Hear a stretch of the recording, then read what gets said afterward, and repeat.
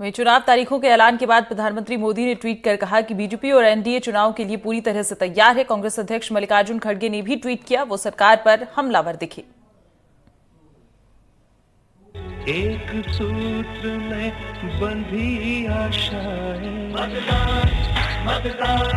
19 अप्रैल से लेकर 1 जून 2024 के बीच 46 दिनों के दौरान भारत की जनता अपने वोटों के जरिए तय करेगी कि अगले 5 साल तक देश की बागडोर किसके हाथ में रहेगी। निर्वाचन आयोग ने लोकसभा चुनाव की तारीखों का ऐलान करते हुए बताया कि ये चुनाव 7 चरणों में होंगे। लोकसभा चुनाव में वोटों की गिनती 4 जून को होगी और उसी दिन नतीजे भी आ जाएंगे। मुख्य चुनाव आयुक्त राजीव कुमार ने तारीखों का ऐलान करते हुए कहा कि पूरी निष्पक्षता से चुनाव करवाए जाएंगे। फेक न्यूज पर खास नजर रहेगी और चुनाव में हिंसा बिल्कुल बर्दाश्त नहीं की जाएगी। There is a full freedom to criticize anybody, including criticizing us. Why not? If we are doing wrong, criticize us. But you should not be allowed to create fake news which is not based on facts, because it can disturb the public order. ये अफवाहें फैलाते हैं, तो हमने सबको instructions दी हैं। इस ऐलान के बाद प्रधानमंत्री नरेंद्र मोदी ने एक्स पर ट्वीट किया, बीजेपी एनडीए इन चुनाव में उतरने के लिए पूरी तरह से तैयार है। सुशासन और जनसेवा के अपने ट्रैक रिकॉर्ड के आधार पर हम जनता जनार्दन के बीच जाएंगे।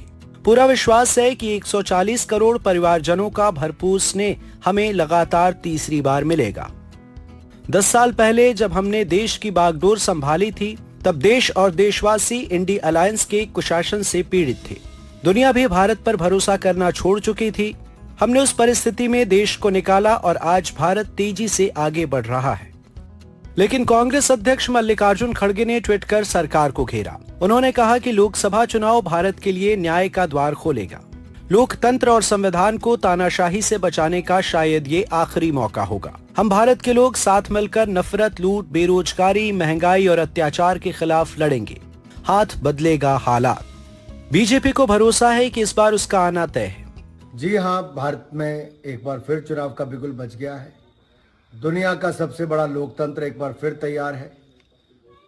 फिर एक बार मोदी सरकार, क्योंकि जो पिछले कुछ वर्षों में काम देखा है, गरीब कल्याण को जिस तरह से महत्व मिला है और जिस तरह से नारी शक्ति का वंदन भी हुआ और आरक्षण भी मिला, और हमारे लिए तो एक अवसर है जनता के बीच में जाने का, मोदी सरकार की उपलब्धियां बताने का, कुशल ईमानदार नेतृत्व और जन कल्याणकारी नीतियां मोदी सरकार की, हम इसको लेकर जनता के बीच में जाएंगे।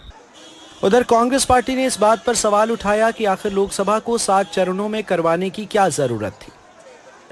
मुख्य निर्वाचन आयुक्त ने तारीखों का ऐलान करने से पहले सभी सियासी दलों को आगाह किया था कि बहस का स्तर गिरने न दे और एक दूसरे पर निजी हमले से बचे।